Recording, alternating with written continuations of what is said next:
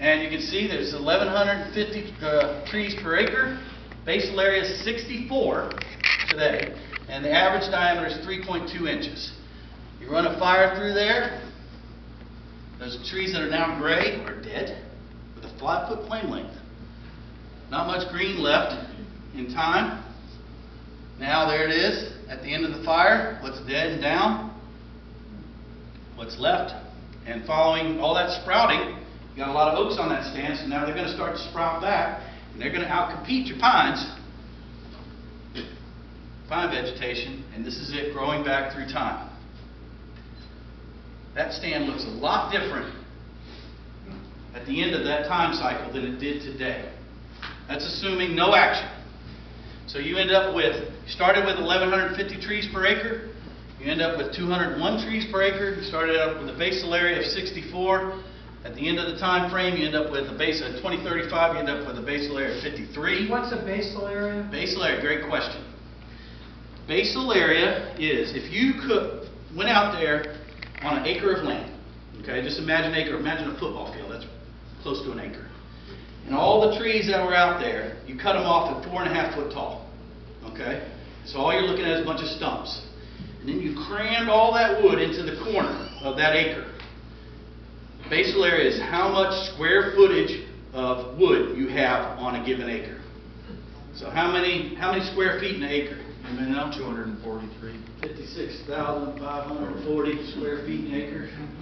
So basal area of this stand starting out 64 square feet of wood relative to that acre. So there's still a lot of space, right? And so if you crammed all that wood. So you knock it down. Certainly at the end of that first burn, your basal area, if you crammed all that wood into one corner, you have very little basal area, living basal area, right? But by the time it grows back, all those trees grow back, you're back up to 53. Dynamic. Things change. They're constantly evolving and changing as things grow. Question? Did you look at aerial photos of the area that have been taken in the past? For example, this county has aerials in the county going back 40, 50 years to see what conditions might have been at some time in the past. We could do that. I didn't. For this meeting today, I did not do that. You could certainly do that. So you could pick 1940. Let's say they got some aerial photos from 1940. Okay? What's that? Yeah. Okay, so that wouldn't be the right time to pick. Okay? Well, what would be the oldest aerial photos we might expect to find? 1926. Let's pick 1926. You think that really represents the untouched, untrammeled Florida? No. They were logging. 1930 was that cutoff day when I said almost all the forests in Florida. So this area was heavily impacted by 1926. So while that might inform us about one point in time, it doesn't inform us about 1920, doesn't inform us about 1900. And what makes 1900 the right time? What makes 1800 the right time? What makes 1700 the right time? Remember, the Native Americans were highly decimated by the first entry of the Spanish, right? Those populations that were once, they had villages, they had impacts on the forest, and then when we came back through Bartram, we talked about Bartram coming through here, and talking about describing the forest. Well, he came in the 1700s, right?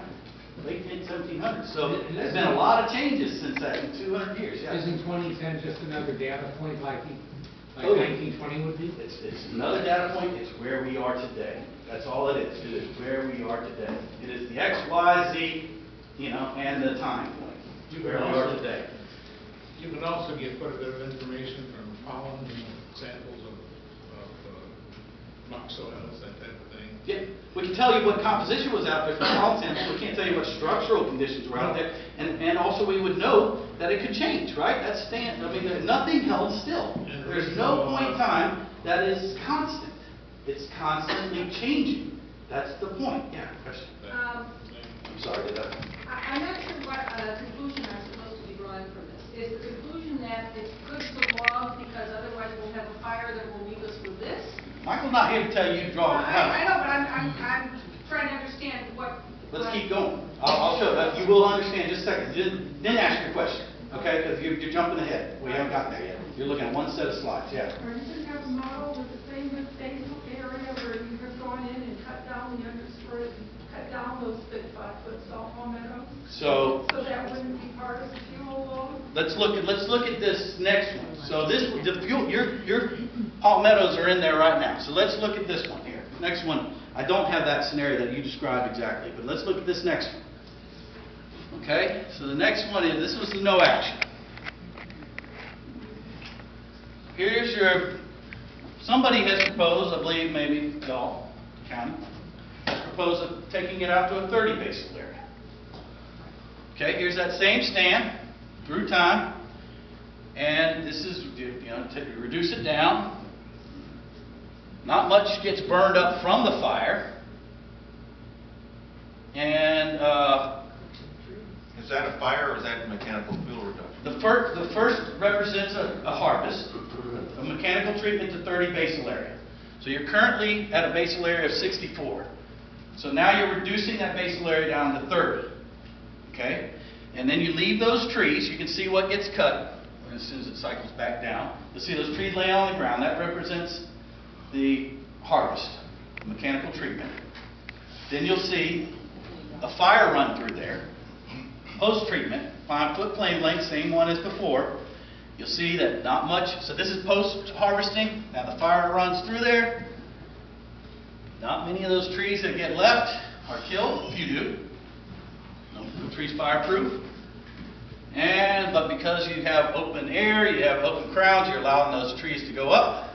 Plus you've left your biggest trees. That's what, when you do a harvest like this, you want to do what they call thin from below. Cut your smallest, leave your biggest trees, right? And then you begin to see regeneration and sprouting from the hardwoods. And this is what that stand looks like over time as it develops. Again, this is all these models and growth projections. You start with a basal area of trees per acre, 1150. You end at the end of the projection period with 218 trees per acre. Your average diameter of those trees goes from 3.2 inches today, your average diameter today, right now, to nearly 8 inches. Okay? So you end up with fewer, bigger trees, and therefore you also end up with a higher basal area. Yes? So what you did is you left a seed source of